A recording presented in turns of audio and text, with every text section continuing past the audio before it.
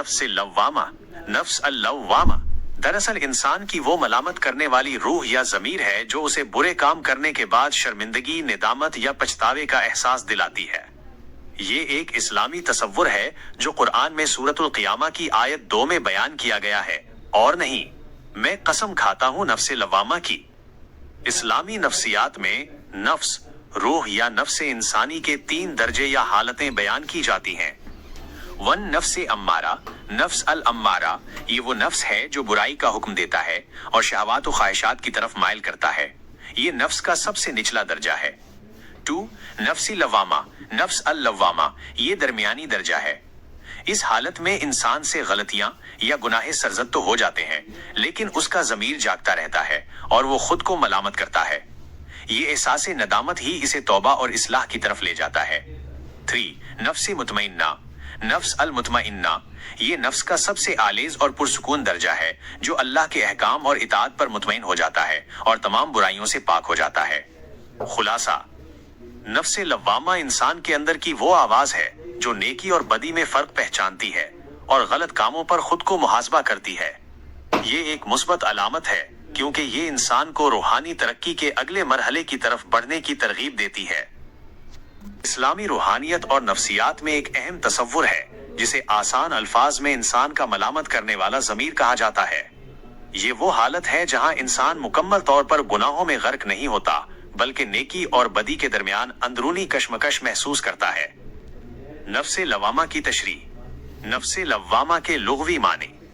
लफ्ज़ नफ्स के मानी है रूह, जात या नफ्स इंसानी। लफ्ज़ लव्वामा के मानी है मलामत करने वाला, पछतावा करने वाला या टोकने वाला। इस तरह नफ्स लव्वामा से मुराद वो खुद एहतिसाबी रूह है जो इंसान को इसके गलत कामों पर झंझोड़ती और शर्मिंदा करती है। कुरान मजीद में अल्लाह तालीज़ ने इसकी कसम खाई है, और मैं कसम खाता हूँ नफ्स लव्वामा की, सूरतुल क़ियामा 2, उससे उसकी अहमियत वाज़े होती है।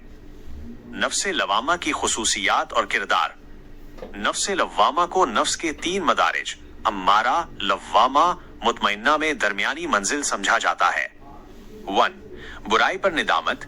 इस नफ्स की सबसे बड़ी निशानी ये है कि अगर कोई शख्स गुनाह करता है या नेकी करने में सुस्ती बरतता है तो उसके दिल में फौरन खटक और निदामत पैदा होती है।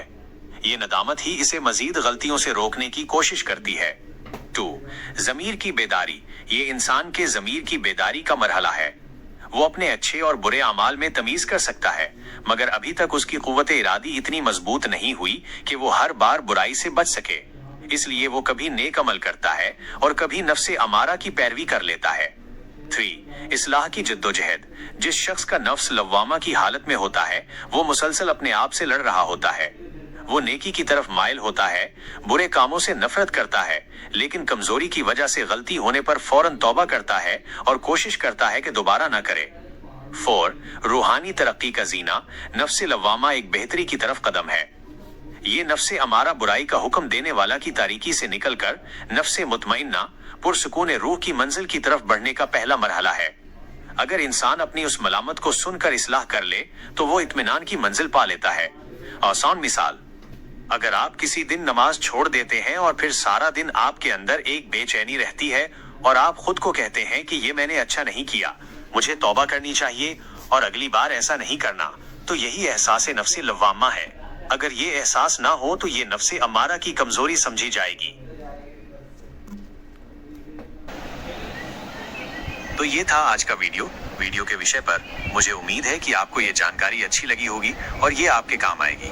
अगर आपको ये वीडियो पसंद आया तो लाइक करना न भूलें, इसे अपने दोस्तों के साथ शेयर करें और अगर आप चैनल पर नए हैं तो सब्सक्राइब जरूर करें ताकि आप ऐसे और वीडियो मिस न करें। आपकी राय मेरे लिए बहुत महत्वपूर्ण है, इसलिए कमेंट करके बताएं कि आपको ये वीडियो कैसा लगा और आप आगे कौन से विषय पर वीडियो देखना चाहेंगे। मैं आपसे मिलूंगा अगले वीडियो में, तब तक अपना ध्यान रखें और सीखते रहें।